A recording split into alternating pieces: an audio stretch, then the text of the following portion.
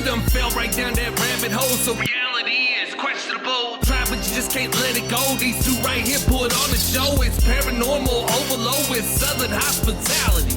Haunted murder, mayhem, tip while discussing immortality. Locations with a dark past, history that comes to life. Hillbillies with a knack for everything that goes bump at night. Overthinking if you by yourself, these two will have you turning on the lights. Mixing in a little comedy to make sure it all fits in just right. Hey. Welcome to Hillbilly Horror Stories. Now here's your hosts, Jerry and Tracy Hall, and their dog Ninja. And sometimes their cat Freddy, but never the ferrets.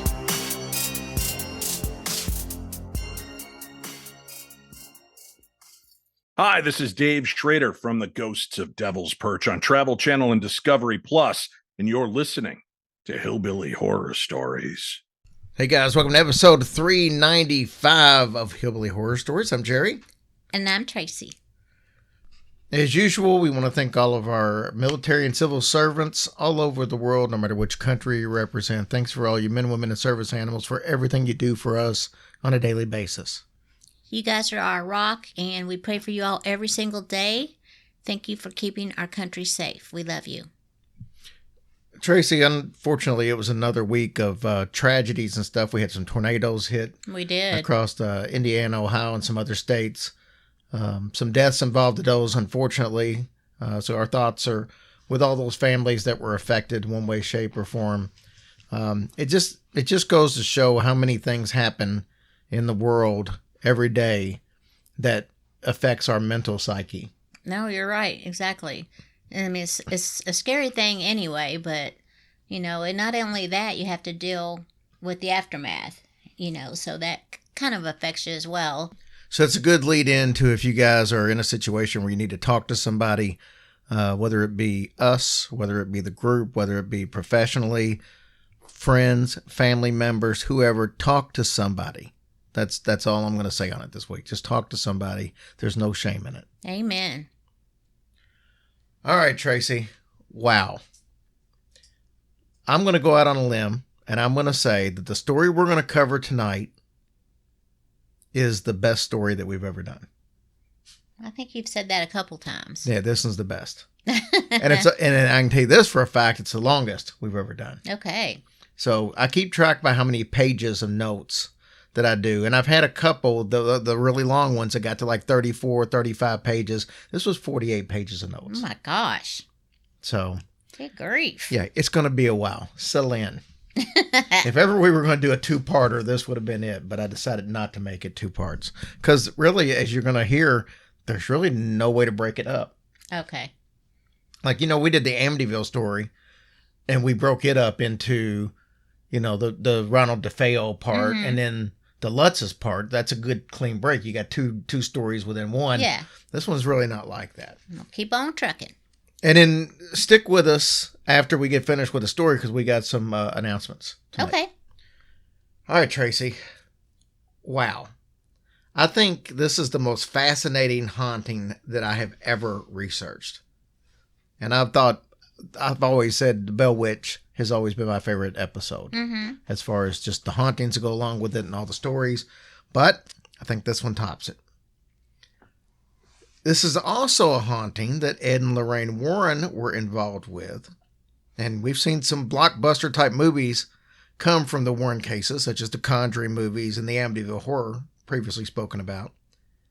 This story, though, was kept secret for many years until Jessica Moffitt wrote a book detailing all the events that happened during this time. Like I said, the book came out in 2015. It was called Unwelcomed: The True Story of the Moffitt Family Haunting. And this was largely based on her mother's stories. So we'll get into it. I'll try to cut down any confusion. But Jessica was a granddaughter in this. She was very young at the time. So she probably don't really remember a whole lot. But we're going to hear from Jessica in the beginning. Then most of the story is going to be told from Debbie's viewpoint. Okay. All right. Are we ready? Okay. Now, I did mention the blockbuster movies that have been out. And the reason I mentioned that is, like I said, this book came out in 2015. In 2023, Blumhouse bought the rights for this movie.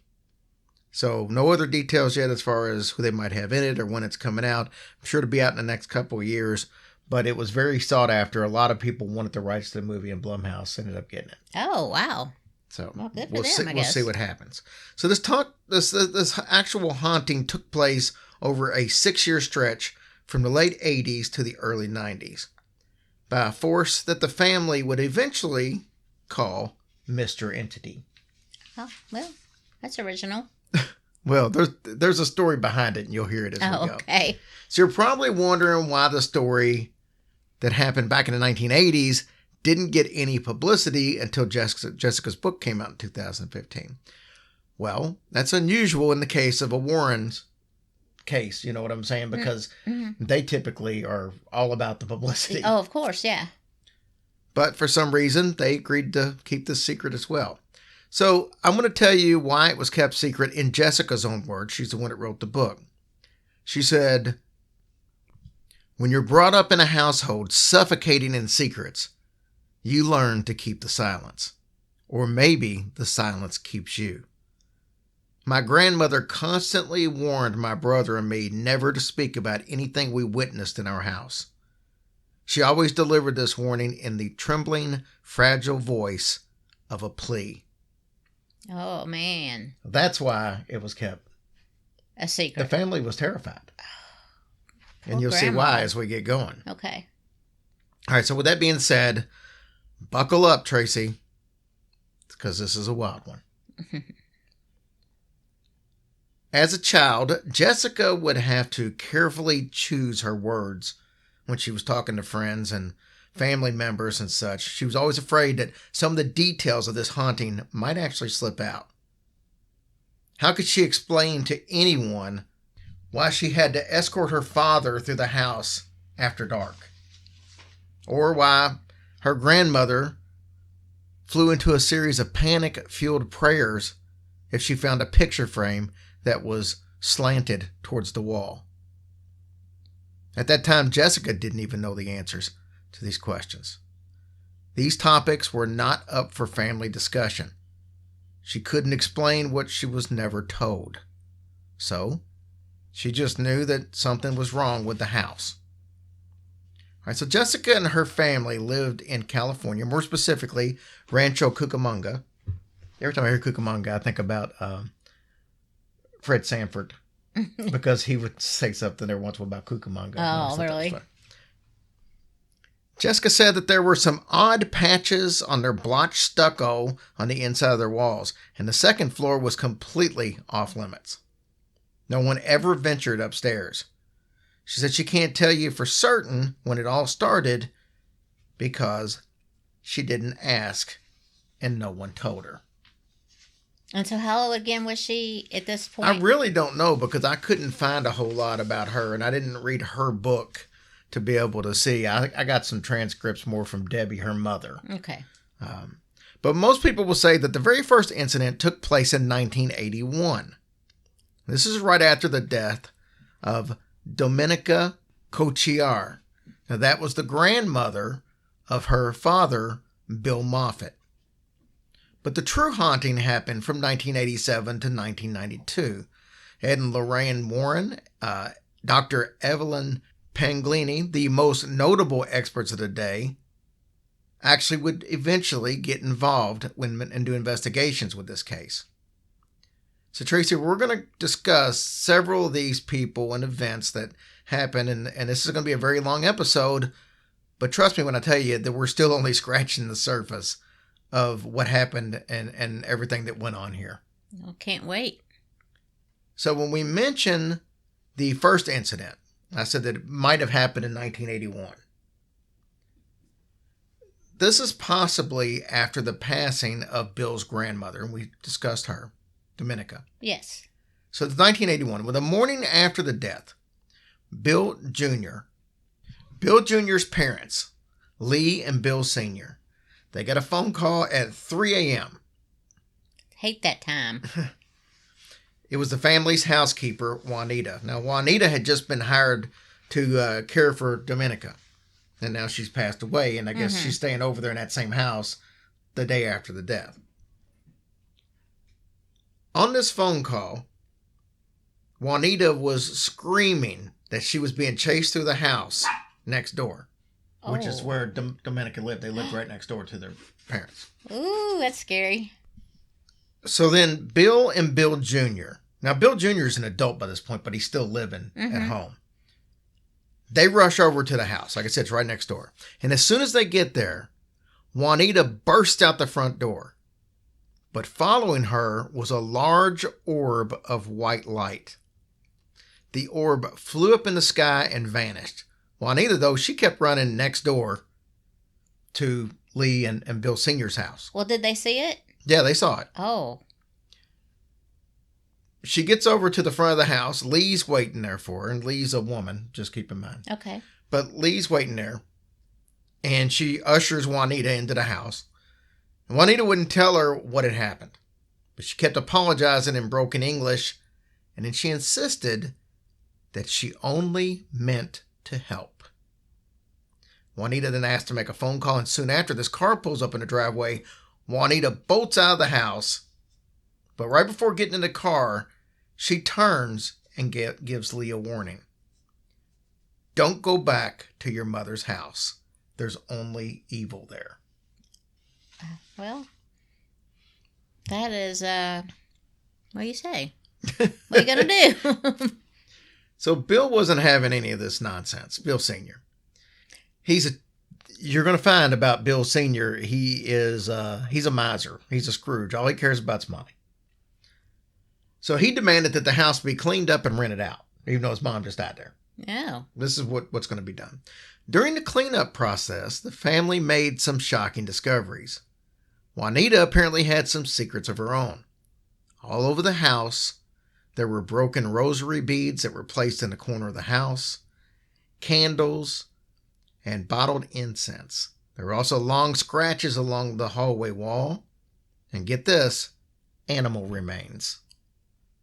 How in the heck? I don't know any more specificity on that. Is that a word?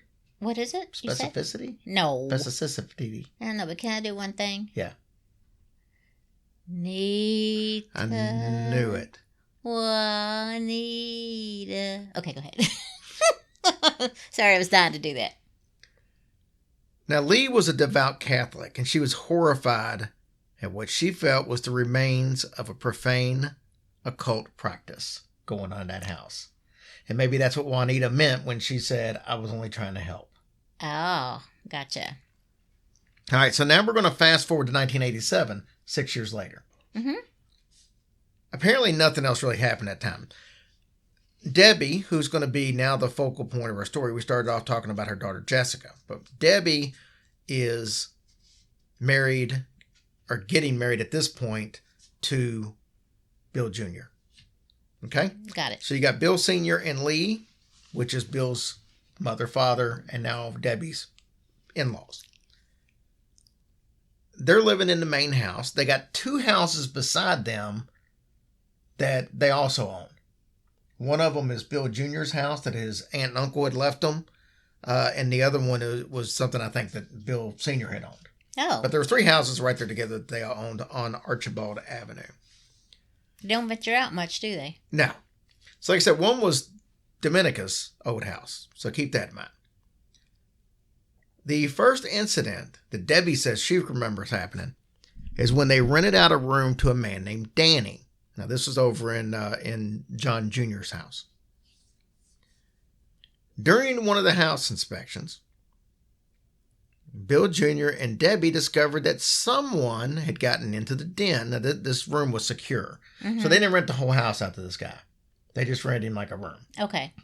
So he had no business being in there. Right. And this den was actually kept secure because this is where Bill Jr. kept all of his sports memorabilia. So it was important to him that some of this stuff was worth some money.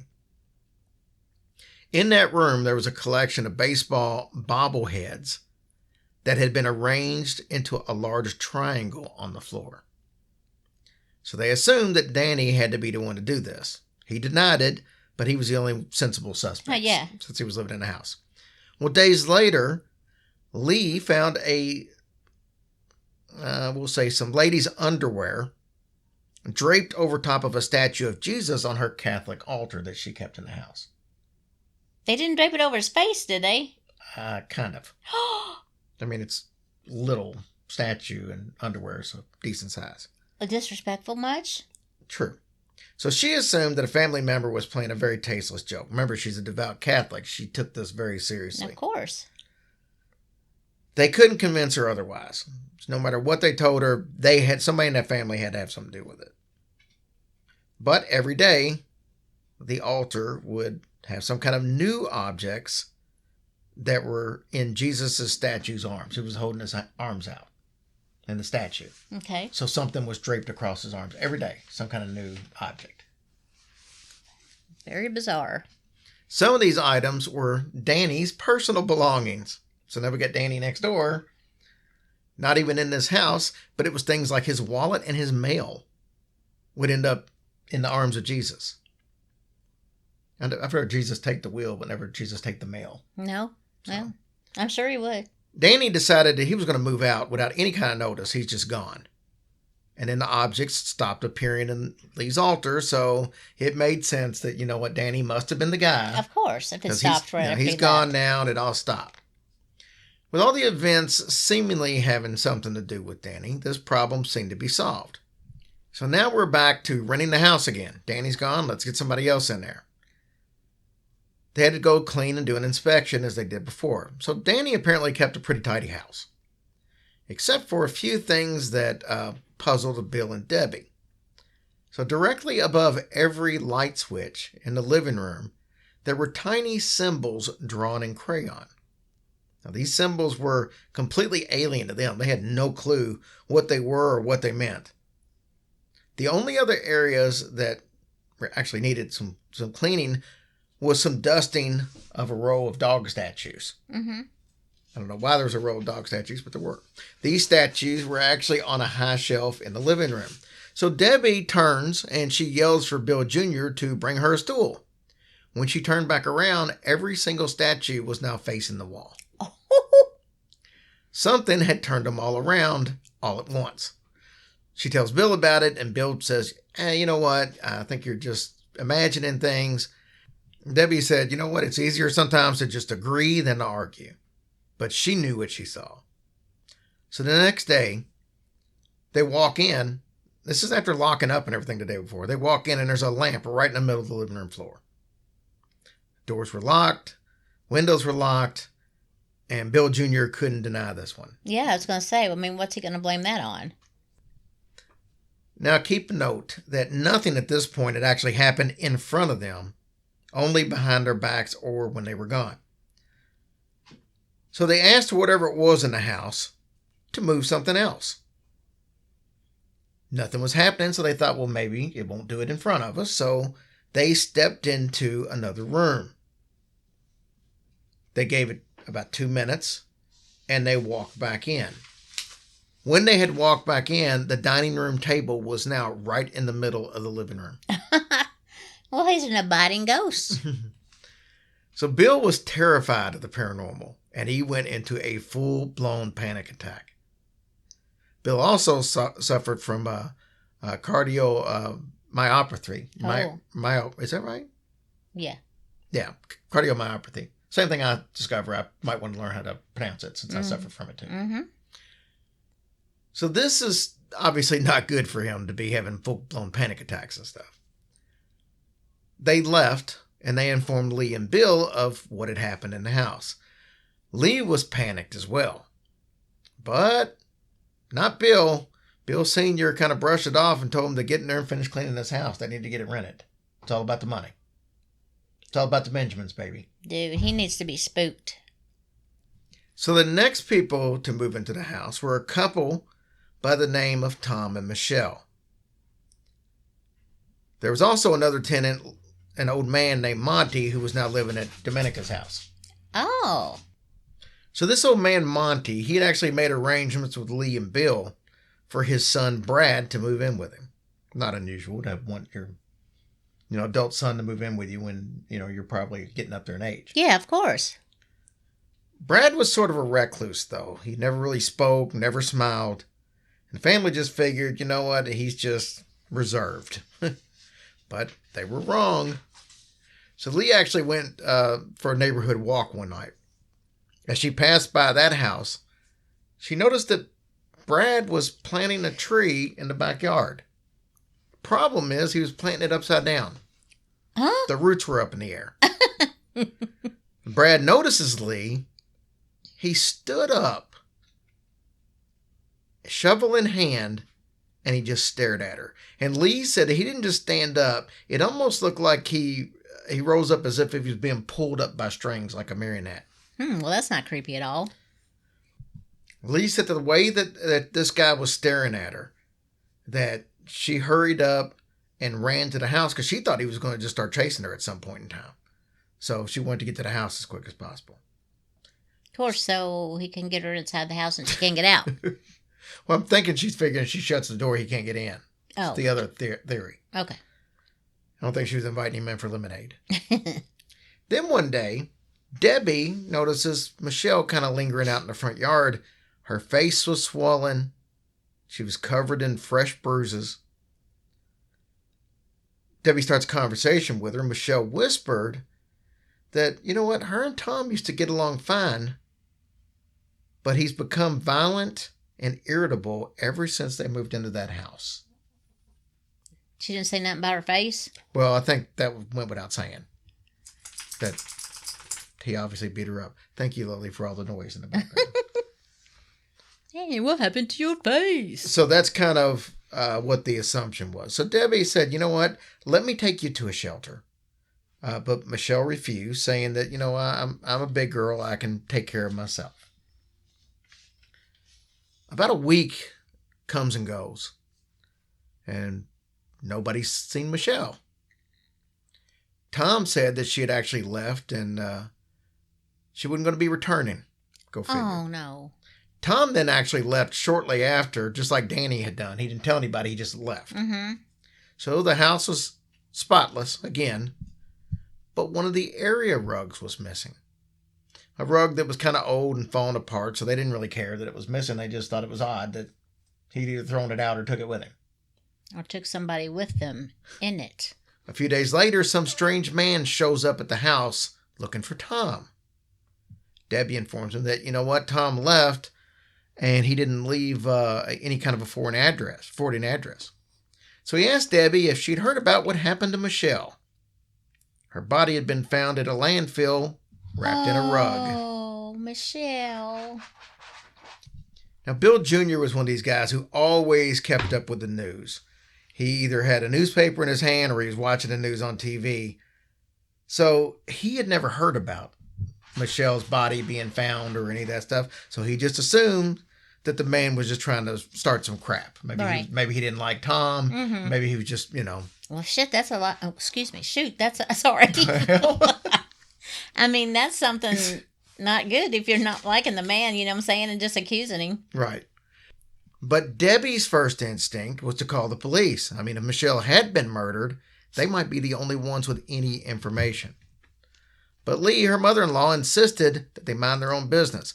You see, Lee's father used to be a part of the Costa Nostras family in California, which were well-known mobsters. And she said if there's one thing that he taught her, it was never become involved with the police. You know, go ahead. So they didn't call the police. Well, I know. That's just a shame, though. With all that going on, they decided to sell all three properties. The house they lived in and the two beside, they decided, you know what? We're selling all three of these and we're moving to Rancho Cucamonga. Well, good for them. I don't know what took them so long. Well, right after they decided to do this, Bill Sr. found a framed picture turned backwards.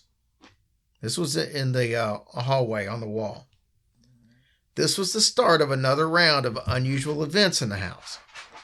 So each day, household objects and knickknacks would either end up in someplace unusual or they just would end up missing completely. Well, yeah, I was going to say, if they're going to move out, I would definitely have left everything that was in there. You don't want to be dragging something along with you. Well, you'd have to sell the house with all the stuff in it because maybe people wouldn't have. No, that's what I'm saying, though. So I Wanted would have it. done that. So that went on until the day that they actually purchased their new home. So by December of 1987, they had moved into the new house. Wasn't completely settled yet. So Lee and Debbie went back to the old house to get the remainder of their possessions. And as I found, that doesn't always go well. You should know, right? So Lee and Debbie, they get to the old house. And they're getting the last little bit of things from Lee and Bill's bedroom. This is upstairs. They heard an explosive sound go off in the kitchen area. So they rushed downstairs. Their splintered wood littered all over the kitchen. The cupboard had been almost completely ripped from the walls. It exploded? I don't know. I guess something like that. Wow. So they were standing there in awe. They're like, how in the world did this happen? And then they hear the shattering glass come from the bedroom upstairs that they were just in. Mm-hmm. So they rushed back upstairs to find that the windows had been blown out from the inside. All the windows. And Tracy, we're just getting started. Oh my, well, golly, I can't even imagine. This has been like the craziest thing ever. So because this is an extra long story, we're going to go ahead and take a quick sponsor break. By the start of 1988, the family was fully situated in their new home. 2 weeks passed without any strange happenings. It was finally over. Or so they thought. Bill Sr. discovered a framed picture reversed and now facing the wall. They were faced with the fact that possibly whatever had tortured them at the old place had followed them into their new home. But maybe this just meant nothing. Lee said that she might have just accidentally turned the picture around when she was dusting. So, the family's at least trying to make themselves believe this. Right. Then the home's intercom system started beeping right in the middle of the night for several nights straight. Well, that's annoying. Yeah, they would hear sounds like distant screams or cries for help. They would also hear their names whispered Oh, no. Mm-mm. in a low voice. They told themselves that the intercom system was probably faulty, so they just disconnected it. Because, a faulty one will call your name out. They're grasping, aren't they? And you can imagine why. I mean, they don't want to yeah. believe that this stuff Yeah, you is thought you were happening. done with that crap. Soon the whole family was discovering objects around the house that had been turned backwards on a daily basis. Pictures, books, statues, dolls, all facing the wall. But here's the craziest thing to happen. Well, maybe they were in timeout. Lee went upstairs to clean the bedroom, and she discovered a message on the mirror written with a bar of soap. It said, "Talk to me." No way. It did. Well, that's cool. It was believed that somebody in the house had to have written this, but nobody confessed to doing it. So Debbie ended up going up there and wiping the mirror clean with a washcloth. The family, which was now kind of huddled together in the bedroom at the foot of Bill Sr.'s bed, they stayed there for 2 minutes. Upon entering the bathroom again, something new had been written. It said, Bitch, I said talk to me. It said, "No escape." Well, that is not a good sign. The following days would provide more communication. Many of the messages were actually warnings, if you can believe that. Things like bad wire in the attic, or danger in the room, or do you fire think, and death. Do you think they said that just because it said talk to me and she ignored it? I don't know. Oh, sorry. I'm just thinking. Other things written in the mirror were "stay away" and, get this, Neni, Neni. That was the childhood nickname of Lee. It was a name that only her older sister called her. Whoa. I bet that freaked her the frick out. Yes, because her sister had been dead for years. So Lee actually figured, you know what? This is my sister's spirit trying to warn us about something. But then Bill checked the attic for bad wires. He didn't find anything. Nothing else seemed to really be panning out. Debbie wasn't exactly sure why, but the spirit was trying to trick them. Because the next message written said, fools. Oh. A jokester. The next message actually took up the entire mirror. It said, I hate Lee. Now she's going to have a complex, man. Bill Sr. asked, who are you? Do you have a name? And then they stepped out of the room. When they returned, a single word had been written on the mirror. Prince. Prince? And it wasn't written in purple, I don't think. So I want to know who he is. Or she is. You're going to find out. So up to this point, Lee was hesitant to bring in any experts, we'll say, in the matter. But this was the turning point for her. So she turned to her faith and she invited a priest over to come bless the house. He made it to the front porch. And that was it. Are you kidding? He refused to come into the house. He splashed some holy water through the door on the inside. He mumbled a few words and then he rushed back to his car and sped off. Lee was devastated. She thought this was her answer. Yeah. You know, she's a very religious woman. Of course. She turned to her church and that's what she got out of it. Yeah, I mean, I'm sure she was not expecting that. Over and over, written in the mirror was, I hate Lee, and Lee died. This was only the beginning. The entity would soon start carving symbols into the walls and cut them into the rugs. Every surface was a potential canvas. The most prominent of these symbols was a large triangle with an S shape attached to the bottom, kind of like a tail. I mean, well, what year was this? I was going to say, didn't they try to look it up? But they may. No, well, they didn't have internet then. It was Right. like 87, 88. Yeah, that's true. They saw this symbol constantly throughout the house.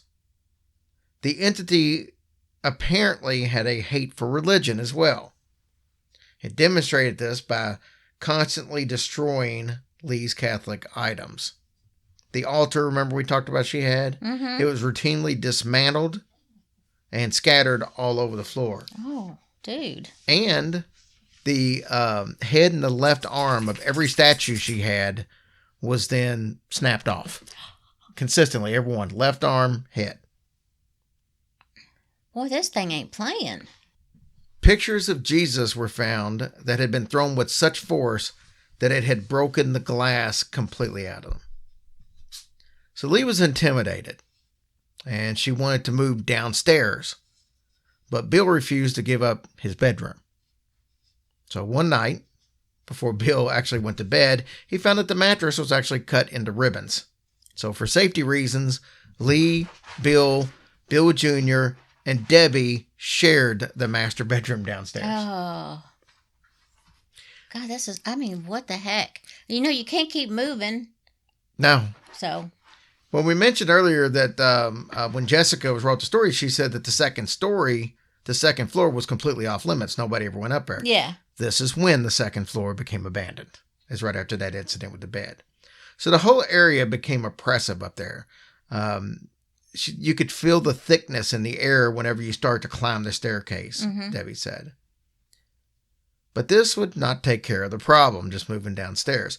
The entity soon started to write messages on the downstairs mirror. If someone didn't clean the mirror, it would then start writing its messages, or they would carve its messages into the walls. So they would write, but it didn't have the ability to clean it off. Oh. The entity started an all-out attack on Lee. It destroyed her clothes. It would steal her personal items. And it was commenting on her daily life. For example, she would try to read the Bible for a way to be able to kind of calm herself down. Uh-huh. And then the entity would write God's fairy tale as she was reading the Bible. No kidding. I'm going to mispronounce this, I know. But Lee went on to start speaking a very rare language called Tabriro Brisk. which is an Albanian dialect. She would talk to Bill Jr. this way, assuming that the entity would not be able to understand them, and she would at least get some sense of privacy. But then the next message, the entity actually wrote a message to her in that language. Oh, sorry. Bill Jr. and Debbie started looking for outside help through bookstores, occult shops, psychic conventions, and soon they had a constant stream of strangers, basically, coming over and in and out of the house. All these paranormal investigators and mediums were just flowing in and out. Then the first meaningful contact was a local group of psychics. They actually informed the family that the house was consumed by a paranormal entity.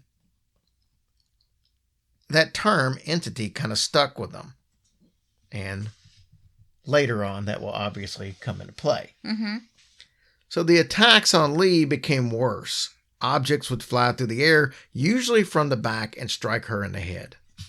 Things like shoes and potatoes that would hurt, but wouldn't cause like lasting damage. But this thing just never messes with anybody else but her. At this moment, no. Then came the knives. Oh, okay. One day, Lee sat in a chair at the end of the dining room table. This is where she normally sat. And then she cried out and she leapt up from her seat. The blade of a knife had been stabbed through the bottom of the seat, up through the top, and into her thigh. Oh. Everything in the house was a booby trap for Lee. She couldn't rest anywhere without fully inspecting the area. Let's fast forward a little bit. Now it's been a year in the new house, but the family was still being destroyed. I don't know how in the world they stood living like that. It would be driving you insane, I would think. Bill and Lee would creep around the house in the daytime trying to go unnoticed. They couldn't enter any room without the lights on. Every noise at night was almost like an alarm. They would hear something, they would both start screaming. And then Bill Jr. and Debbie obviously were in the same room. Yeah. So they would wake up. So it was just, they were, nobody was getting any sleep at all. And it would only get worse from there. All through 1988, the same stuff would happen, but the entity would add some new things into its little tricks to torment. Like the smell of excrement or rotting food would permeate the entire house. Strange noises and sounds of people walking around upstairs started to happen. The house became infested with rats. Nope, I'm done. See you later. I don't care if there's a freaking ghost in there or not. We out. For a month straight, crows made suicidal dives straight into their patio doors of their bedroom. Dude, that has to be the devil. During the rat incident, Bill said, you know what? I know how to fix this problem. It can be solved with poison.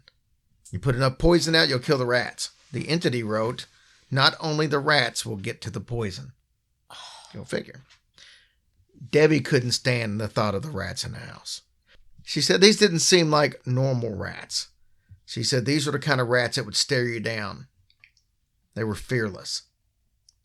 So she went to the mirror and she pleaded, please don't let the rats enter our house. Or at least don't let them get any farther than what they are right now. She said the next day, the scratching sounds that were in the walls ceased. Well, that's good news. So here's something crazy, as if we haven't covered enough already. They considered moving again, but the entity made it clear to them that it wouldn't make a difference. His family started finding little tokens from places that they'd visited, like a waitress's name tag from a restaurant that they'd just eaten at. Objects from a store that they hadn't purchased were showing up in the house. Or, get this, if they stayed at like a hotel to try to get away from it, these same symbols and stuff would actually appear on the outside of the hotels. Well, see, I was going to ask you that. Does it follow them wherever they go and do that stuff too? Pretty much. So the only option they had was to survive. So Lee would spend most of her days at the kitchen table, just sitting there. I'm assuming there's no knives to the chairs. The family didn't sleep at all. They just, what they called, outlasted the night. Bill Jr., we discussed earlier, he had the bad heart condition, and his poor health just seemed to get worse under the stress. So between the torment, the conversations in the mirror, and all the constant home repair, the demands were taxing on the family. Oh, I'm sure. Debbie was confused about one thing. Lee and Bill Jr. were terrified of this thing. Why wasn't she? She felt that the entity couldn't hurt her for whatever reason, but why did she feel that way? She couldn't explain it. She just said, that's just the way I feel. Mm-hmm. So I just know that's the case, even though I can't explain why. And this is important because it was soon figured out that Lee would not actually be attacked if Debbie was by her side. No kidding. So late 1988, the family attended a psychic fair, and they learned about a shaman by the name of Red Wing. She was a Native American. Red Wing asked them to meet with her at the tribal elder in Los Angeles. Well, Red Wing was granted permission by her elder to actually help the family. Debbie said, though, that the elder stopped her as she was getting ready to leave, and even though she didn't understand the language that the elder was speaking, she said it seemed like it was something comforting. And then Red Wing said, explained to him what the elder had said, and the elder had said, "You are not who you think you are." She wasn't sure what to make of that comment, and she's still not sure today what that really meant. But days later, Red Wing arrived at the Moffitt's house with another shaman by the name of Fire Panther. They asked Debbie to come upstairs with them. The air seemed suffocating up there. The two shamans decided to perform a ritual in the sitting room. Now, this was, of course, involved burning sage and things like that. But they tried to wave some smoke into the attic area because they said that's where it really seemed oppressed. Uh-huh. And the smoke blew back out. Oh. There was no draft up there. The smoke was just being repelled for whatever reason. Red Wing said that she would need to face the entity in its own domain. So they went up to the attic. Fire Panther continued to burn sage and everything during this, and then he also began to chant. Well, Red Wing said that they were going to force the entity to reveal itself. Then they heard a sudden creak, and a roll of insulation slid down the attic's back wall. The roll of insulation started to reshape itself. Soon you could see a massive jaw, a deepened, sharp cheekbone, and a horn where the ear should be. Oh, how scary. The shape faced the wall, just like all the pictures and stuff do. Mm-hmm. The shadow from one of the deep-set eyes was visible from where Debbie stood. So the insulation actually held its shape for several seconds, and then it collapsed in a heap on the floor. They walked back to the sitting room in silence. They were just trying to digest what they all had just witnessed. Red Wing said that the entity was far stronger than they realized, and they would not be able to rid the entity from the house. Oh, gosh. I mean, it's insulation, for Pete's sake.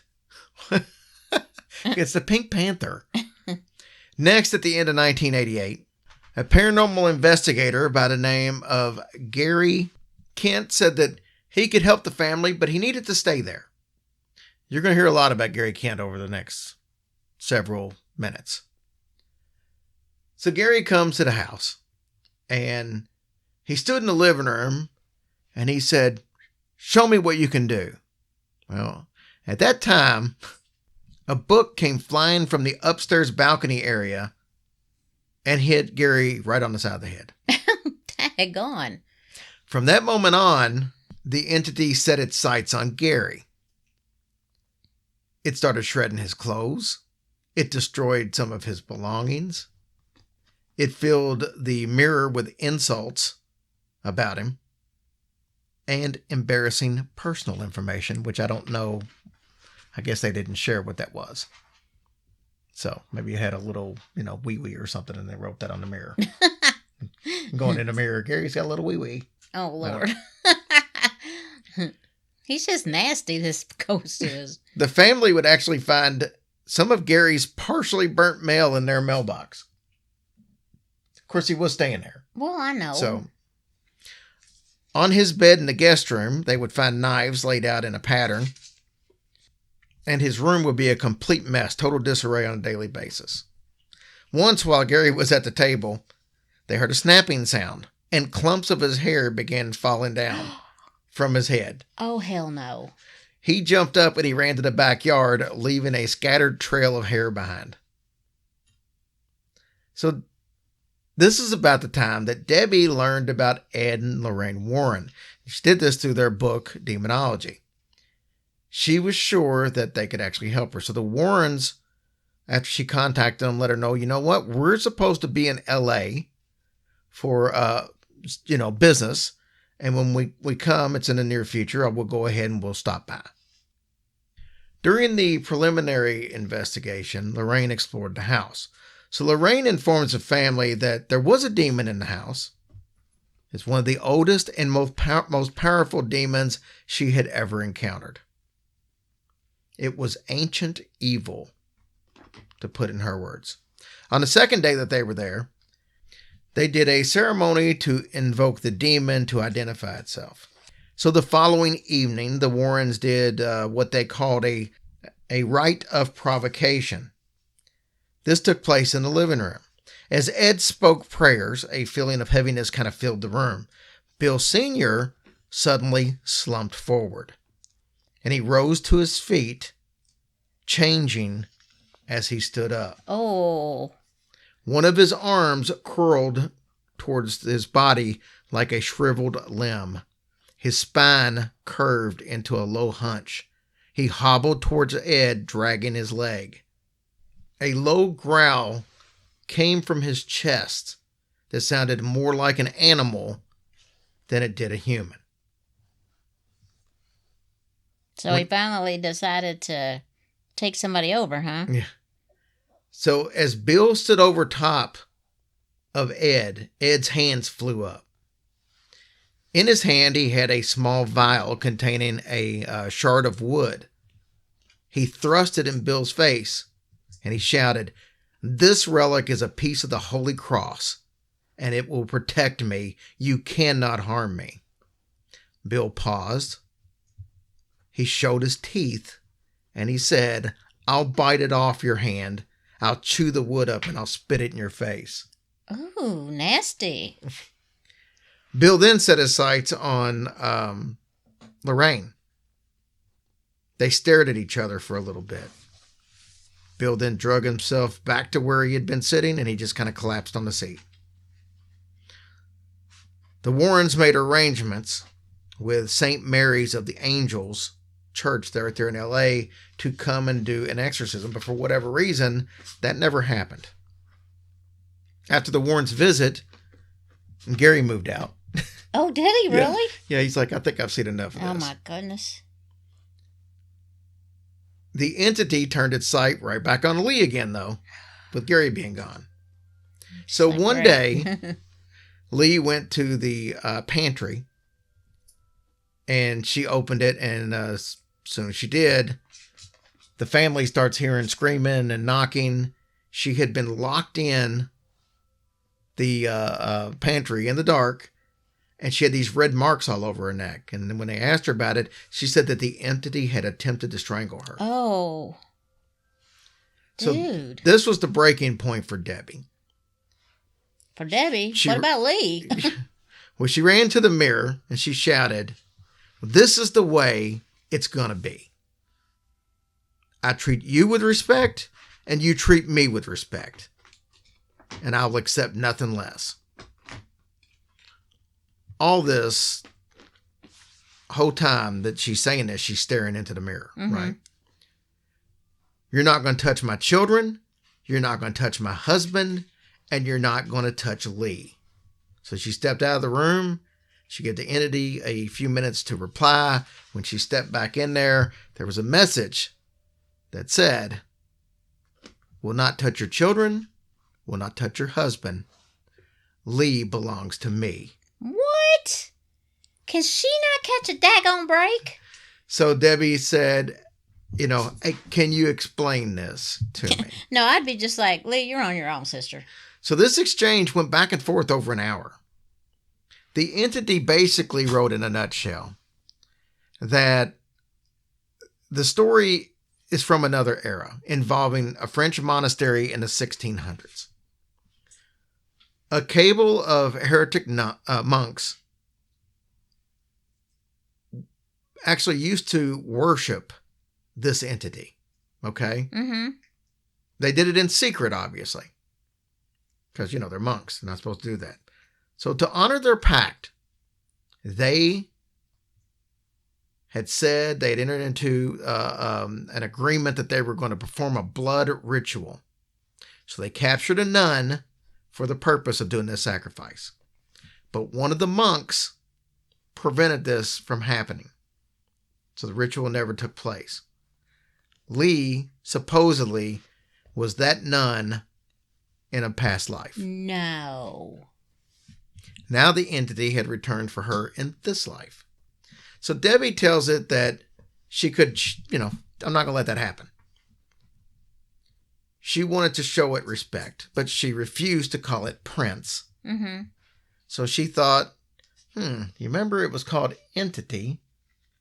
I will call it Mr. Entity to give it some form of respect. So that's where Mr. Entity came from. So Debbie began to converse with Mr. Entity on a daily basis.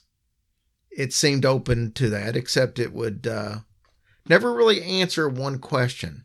What are you? It was clear that it wasn't going to give up any information that could be used against it.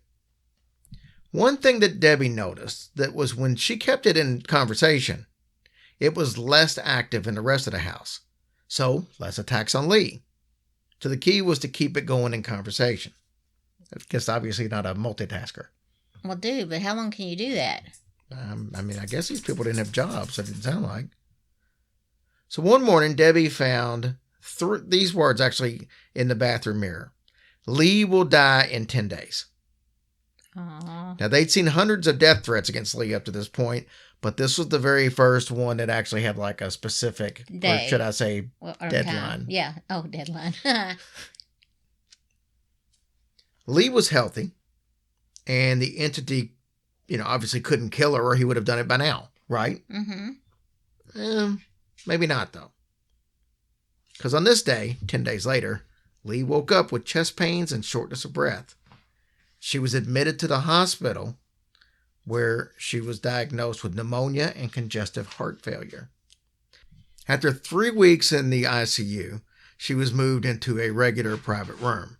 Now, during this time, there was very little paranormal activity at the house. Just enough to let them know that it was still there. A turned around picture or something like that. Yeah. Lee eventually recovered and was well enough to come home. So wait, you she mean... loved that. So while Lee was in the hospital, none of that crap was happening? Very little. Some stuff, very little. Yeah. Wow. Okay, go ahead. Sorry. So I said, I bet she loved knowing she could come home. Yeah. Lee said that while she was in the hospital, every time she would wake up, she would see a black stain on the ceiling. Now that black stain would move closer and closer to her. And from that stain, a shape, or a shadow, if you will, would appear and hover over top of her bed. But in between the bed and that shape, a mist of energy would form. And from that mist, a figure of a woman would appear. Lee said the woman turned and looked at her, and it was Dominica, her mom. Aww. So she was convinced that that her mom was coming to help. And whenever her mom would appear, or this entity would appear, the dark shadow would then just go to the floor and just disappear into the floor. So Lee's back home now, and she requires oxygen at least for the time being. She'd wake up in the middle of the night gasping for air because the oxygen cord had been cut.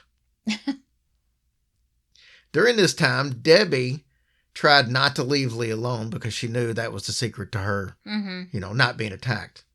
But one time, though, she had to go talk to Bill Jr., and she told Bill Sr., stay with her. A few minutes later, Lee actually falls into the bedroom where she's talking to Bill Jr. She collapses on the floor. It turns out, after they ask her what happened, Bill Sr. had found an excuse to be able to go out to the garage, and he left her all alone. Dude, men don't listen. She said that after he had left in that second floor area where the book came flying at earlier, Yeah. she said she looked at second floor balcony, had a shadow that was staring at her, and it had like a long, almost like a branch off of a tree for an arm, and it had reached all the way down to her. And then the shadow came down over top of her, and she said you could see a large open mouth with big teeth and large black eyes. So Debbie immediately runs to the mirror and says, never show yourself again. It messaged back, you get in my way, stop protecting Lee. Should have just said bite me. One night, Bill woke up because of something cold and sharp against his legs. It was a weapon like the family had never seen before. So Debbie went to the bathroom, and she wants to confront this entity. And she freezes when she saw two mirrors. They're actually filled with writing before she could even say anything. On one mirror, there was a demand. There must be a blood ritual. Take the spear and stab it into Lee's heart. Oh, okay, let me get right on that. The left mirror had actually instructions on how to perform the ritual. Incantations, how to handle the blood, all the details that you would need. So Debbie said, no, there will be no ritual in this house. She held the spear, and she said that you're not getting this back. It's like a timeout. You're not getting this spear back. But at that time, something slammed into the house. Sounded like a bomb had went off. Upstairs, every window had been blown out. Every window of the entire house. So she upstairs. pissed him off. Even the curtain rods had nearly been ripped out of the wall. Tracy, we're not done yet, but we do need to take another sponsor break. So let's do that real quick. All right, let's talk about that spear. Okay? Mm-hmm. So they take it to the Natural History Museum in LA. A pair of experts ID this thing as a ritualistic tool from the Belgian Congo.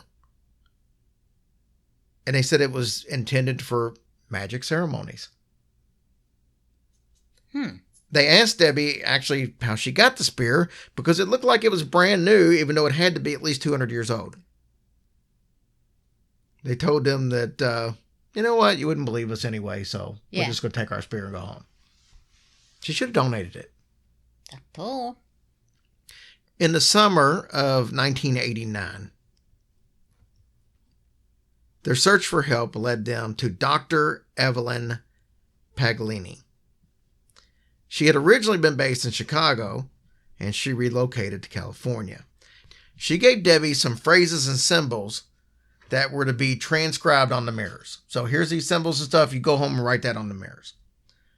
But for every one that she wrote out, the entity would cross it out like a big X, and then replace it with one of his own symbols. This guy's a jerk.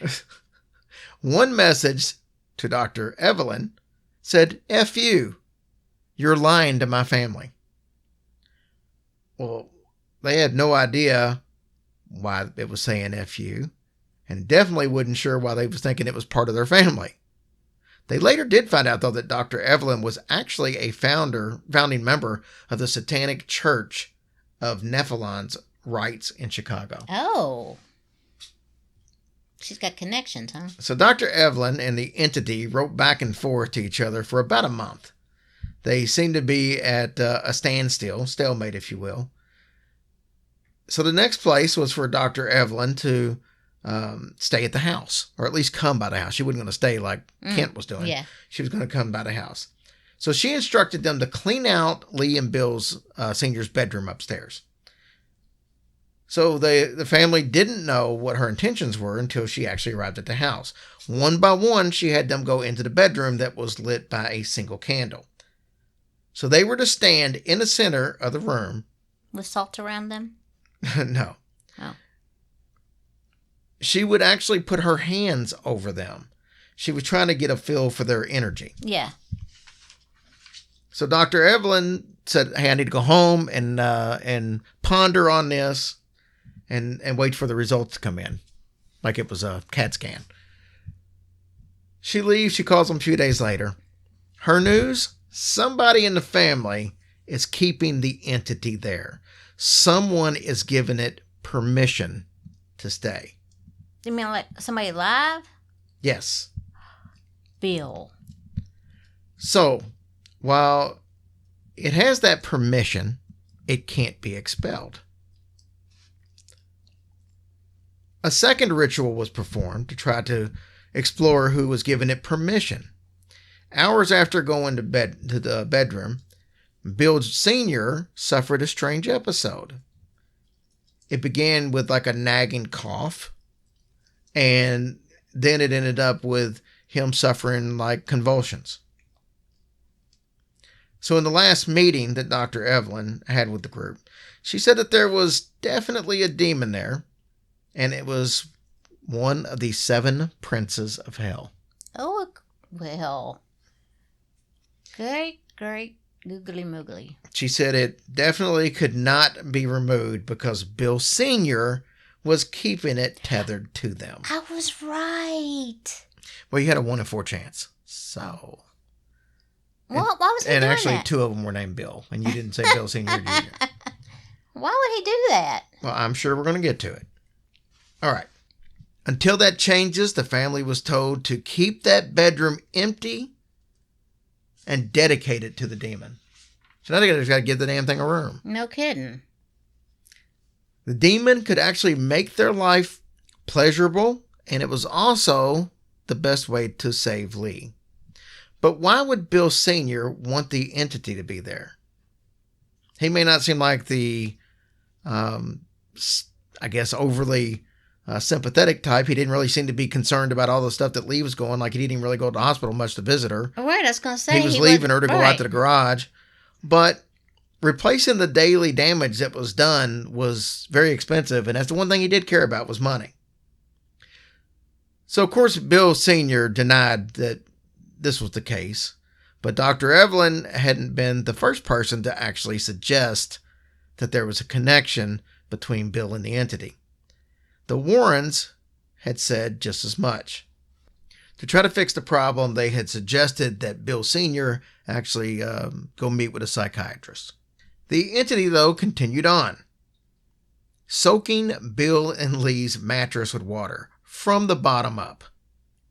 Wow. A second mattress was pretty much on standby all the time because it took forever for that one to dry. Now, I'd be okay if it was a waterbed, Yeah. kind of keep it pooped up and stuff. It would erase Lee from family pictures. Like, she would just disappear in the pictures. God. They would then find pictures of her impaled on the wall with a knife right through her face. Lee's doctor's appointments would be called and canceled without her knowing it. She'd just show up and they'd be like, well, we canceled it. No, I didn't cancel it. Well, can't be seen today. Sorry. One shoe of each one of Lee's pairs would disappear. So she only had one shoe of each one. That's annoying. So let's go back to Gary Kent. Remember him? I do. He would keep coming back. Usually for a place to stay. He was just really down on his luck. Hey, I need a place to stay. Why he'd want to come back, I don't know. But this actually worked out because guess what happens when Gary's in the house? The entity focuses on him and not Lee. So they were okay with this. They probably let him stay for free just because of that reason. Yeah, really. So eventually Debbie asked, why do you hate Gary Kent so much? And he was told that Gary actually lived in a past life in the 1600s in France, where he was the original abbot of the monastery where that original blood ritual was supposed to have taken place. So maybe that's why he's drawn to coming back there, you think? I don't know. It seems like if that was his case, that both of them lived in a past life and she was the nun and he was the abbot, it would make sense they keep finding each other. Because that's what they say, that past lives, you find people that you were connected in other past lives. So maybe so. So the entity wrote on the mirror, "He punished my servants, now he will be punished." It even said that it would take Gary as a sacrifice rather than Lee. Hey. So that was enough for Gary to say, I'm going to leave. I don't think I can take that chance of being sacrificed and all.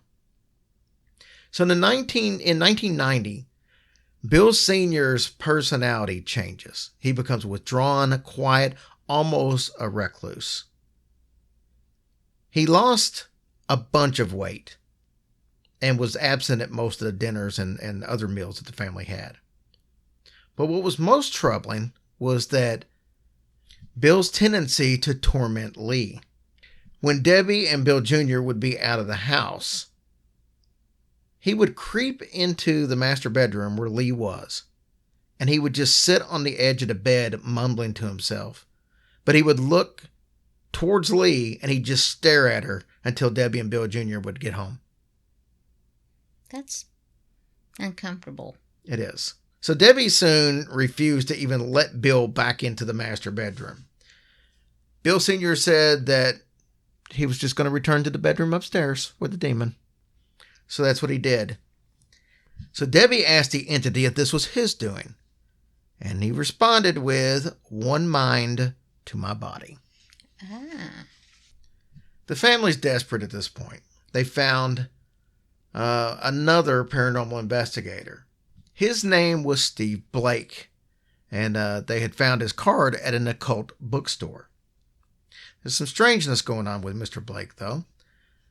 He requested pictures and hair samples from the entire family.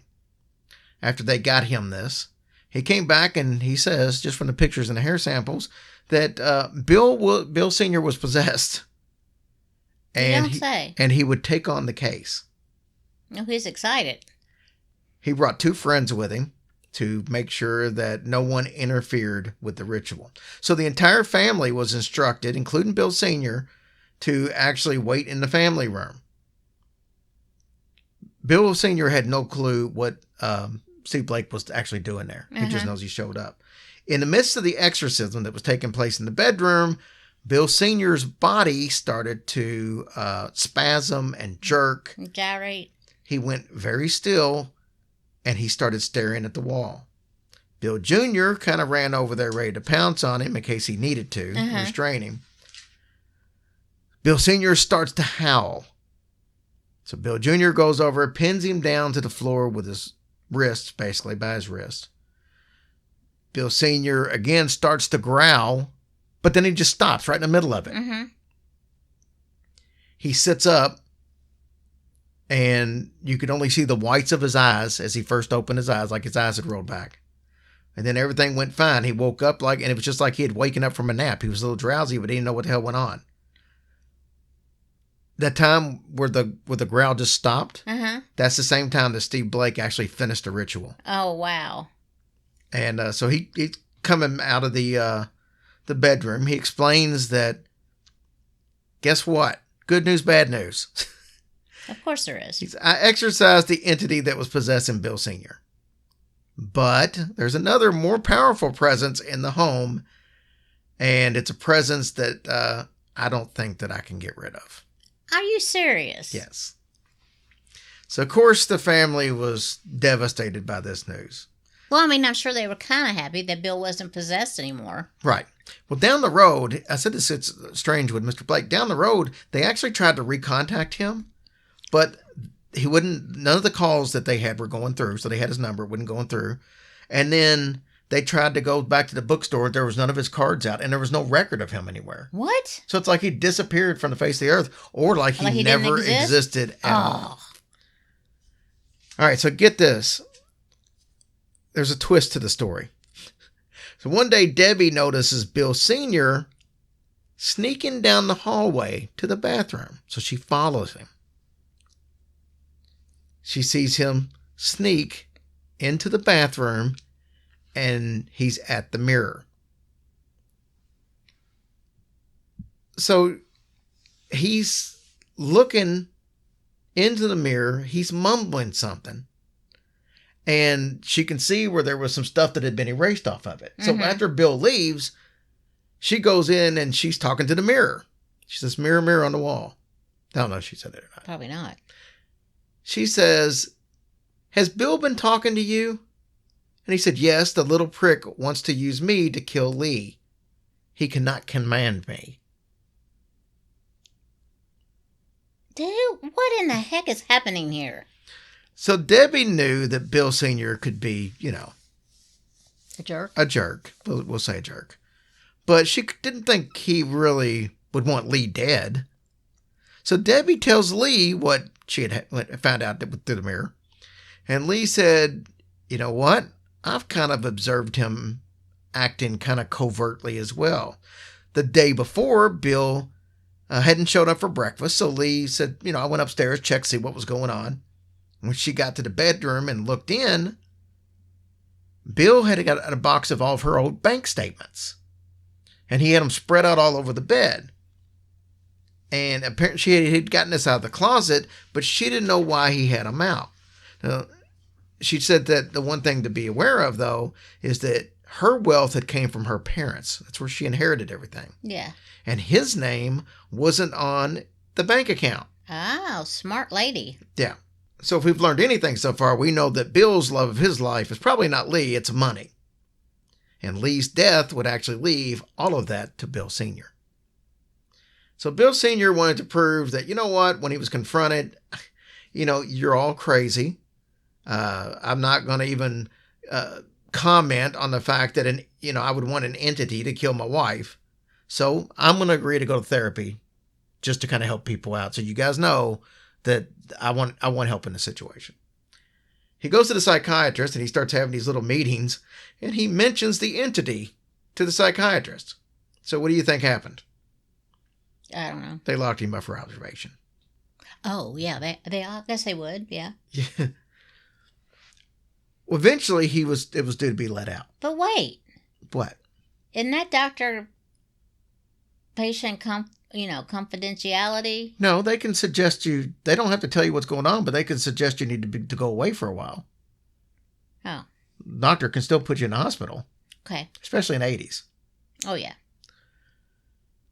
So Bill has now been in the hospital for a little bit, and they're going to let him out. He's went under his observation period. They think he's okay. They're going to let him out. So Bill invites Lee up to the room when they go to let him out. Hey, come up to the room. Well, when Lee gets up to the room, she immediately, after being confronted, leaves and she storms out and gets in the van, where I guess the other two are already at. Mm-hmm. She goes and gets in the van. Turns out Bill Sr. had convinced the doctor that he was lying about the entity, but Lee believed 100% in it. And he thinks she may need help. So when she got up there, the doctor confronted her and was like, hey, I just want to help you. And she was pissed. Well, then Bill comes out and gets in the van like nothing had happened. So, all right.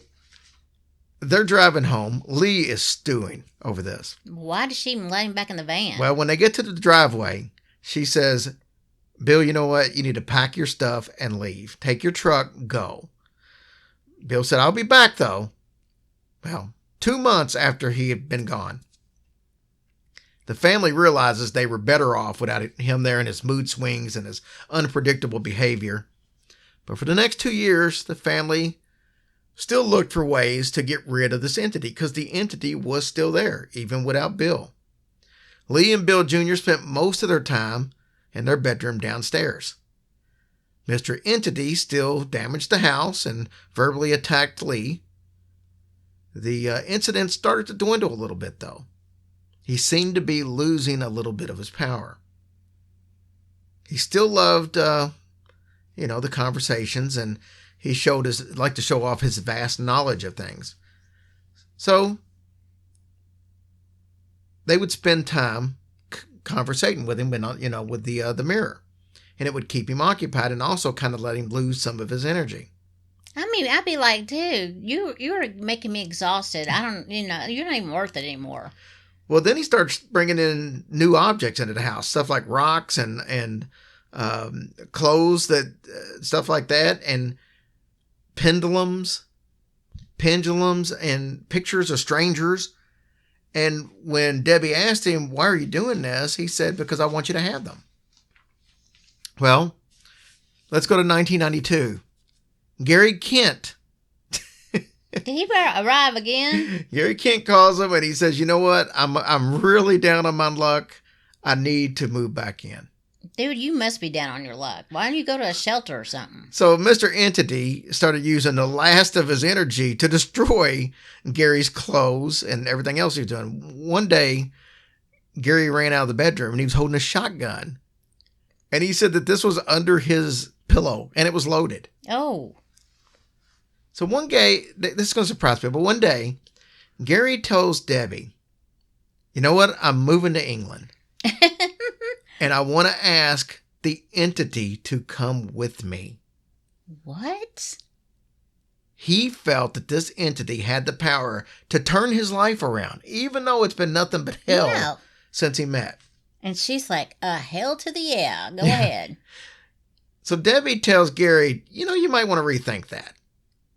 And Gary says, you know what? I've got absolutely nothing right now. What do I have to lose? Poor Gary. So Gary went to the bathroom and he openly out loud asked the entity to follow him, but he didn't get an answer. So he goes and he talks to Debbie and he says, you know what? He likes you. Why don't you ask him? So Debbie said, hey, do you want to go with Gary over to England? And it responded with, I will not work with an inferior being. Ooh. Boy, kick him while he's down, why don't you? He said, I will defeat him if I must. So when she asked, why do you hate Gary now? I understand why you hated him back then. Sure, let things go. He said, no integrity, no homage, no character, no substance, no word. I will stop him in his pursuit. And she thought, why would a demon care about those characteristics or qualities? No doubt. But then Debbie remembered Dr. Evelyn Paglini. Remember her? Yes, I do. She had said the entity couldn't be cast out as long as he was given permission to stay. Bill was gone. So did she have the power to actually get rid of this demon now? Mm-hmm. So October 1992, 6 years after the entity had entered her life, Debbie said, you know what? Dad's gone and he isn't coming back. There's no one to keep you here or for you to feed off of their hatred. I think it's time for you to leave. Its reply, please let me stay here. So over the next month, Gary got his stuff together to get ready to move to England. The house was fairly quiet. On Gary's last night, Mr. Entity wrote, I want to stay here. And Debbie says, why don't you just go with Gary? And he said, he's not stable. And He's a shallow vessel. Well, she said, you can't stay here. At least he wants you. Mm-hmm. He responded, Gary is me. I am him. So Debbie called Gary in to read the message. Gary was excited and left for England. Debbie, right afterwards, goes and looks in the mirror, and there's a parting message. It said, goodbye, my family. And that's the end of our story, and I have no idea what happened with Gary after that or any of that. But that is the story of the Moffitt family haunting. Wow. What an incredible, crazy story. Was it the best? Yes. I mean, he could have been gone so long ago if Gary just said that earlier.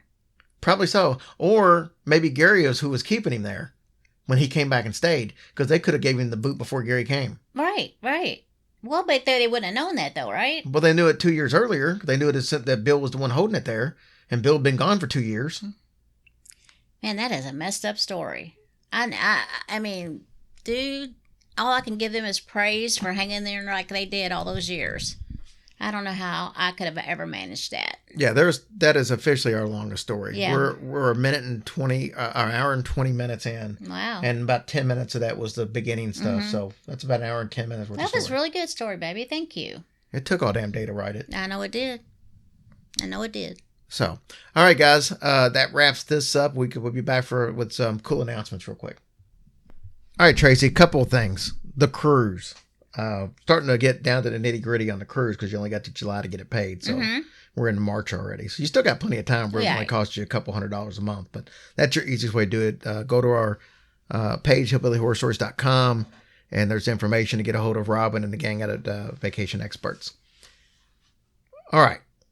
2 live events we told you about. April 27th, Casadega. Only 30 tickets available. We've already sold, I don't know, a bunch of them, about half of them. So don't waste your time on it. It's Us History Goes Bump. It's a very small, intimate setting. That's why there's only 30 tickets available. It's a great restaurant, limited menu. I picked some good stuff out for you. I picked the menu, so if you don't like it. But I got some salads and some vegetarian stuff and some pasta and some Good. burgers. Well, maybe a little bit of something for everybody. Yeah, it's not a huge selection, but there is a variety. Good. So that's going to be fun. Tickets are only $25. You can get those on our website as well. And then August, the 17th, we're at St. Augustine. We are. I'm very excited. Again, with History Goes Bump. There's only 60 tickets available for that. That's going to be our birthday show. And we've already sold, 6, 7, 8 tickets of those already. So don't hold back. Both of these shows are going to sell out. I hope so. We did the last St. Augustine show, sold out like 2 months in advance. Yeah, I mean, if nothing else, you can come look at the beautiful history of the town. Just being in St. Augustine is fantastic. You can stay right there on site where we're doing the show at. I need to post. They gave me room rates now. I need to post that. Oh, you did get that? Yeah, okay. I'll get that posted one day this week, and you'll be able to look and see. But you can call Beecher's Lodge in St. Augustine, and they can just tell them you're with Hillbilly Horror Stories. Otherwise, you won't get the special room rate. Right. So that's an important thing to do. What else was I going to tell you? All right, so I'm going to renege a little bit on something that I'd said before, but you got to realize we're doing it for the right reasons. So we said we were going to cut everything down to just these 3 episodes that we do a week, but we're going to bump that back up to 4, and I'm just going to be as transparent as I can with you guys. We have literally lost half of our revenue by cutting back. And, I'm going to add 1 more episode in a week. It's going to be something we haven't done before. It's all listener stories. It's going to be Hillbilly Horror Stories presents classical listener story episodes. So you're going to hear from our listeners tell their stories. And the first one, it's going to come out, will be on Tuesdays when they come out. They're going to last, this first one lasts about 40 or 50 minutes. The second one's about an hour. So they're not short episodes. And you're going to be able to hear stuff you've never heard before, because these were all Patreon stuff. And the first one was from, I think, June of 2018. Okay. So we're going back, almost 6 years ago? But that's what it'd be. It'd be once a week. So we'll have 4 episodes out. It will be a longer episode. It won't be like, the other ones that were 20 minutes, 30 minutes, whatever. They'll all be 40 minutes to an hour. And, like I said, I hate doing it because I like the idea of only having the 3, but I also like eating. So paying the rent, paying the mortgage and stuff. That's paying car payments. I like doing all that stuff too. Yeah, we don't like it, but we have to. I already went out and got a regular job, but it's hard to make money in today's world, as most of you know. So even with that, it's going to take that little bit extra. So there you go. Start looking for that. And sorry, but you got 4 episodes instead of 3 now. Tracy, what you got going on over there? All right. For our reviews, we had Kay Cummins, C to the L, Skay Morris, 007, and Mojo Lobster. I think that's S.K. Morris. I know. What'd I say? Skay. Oh, I probably just carried out my K. Thank you, guys. I mean, you guys really have done us a huge favor by leaving those reviews. We cannot thank you all enough. We're trying to get back up and get our podcast back up to where it used to be. So when you all do that, that really helps us. So it's really working. Keep it coming if you can. Even if you just send something to put a question mark, or I don't know, whatever. No, not a question mark, because then everybody be like, "What's that mean?" So yeah, and I had posted something because I wanted to see if it made a difference about unsubscribing and resubscribing. It does make a difference. Okay. The leaving reviews makes a difference, and I tell people, we get paid by the number of listens that we get, but it's not just the number of listens; it's got to play for a little bit. So just anything, if you can listen to us on long car rides. I know Jake Shirley had posted earlier that he'd had a 9-hour trip to New York where he had listened to us, and that's a big plus. Oh, it is, right? But a bunch of episodes in 9 hours. So. Yeah. All right, guys, we love you so much. Thank you. I hope you enjoyed the episode, and we'll see you next week. Have a blessed week. Love y'all.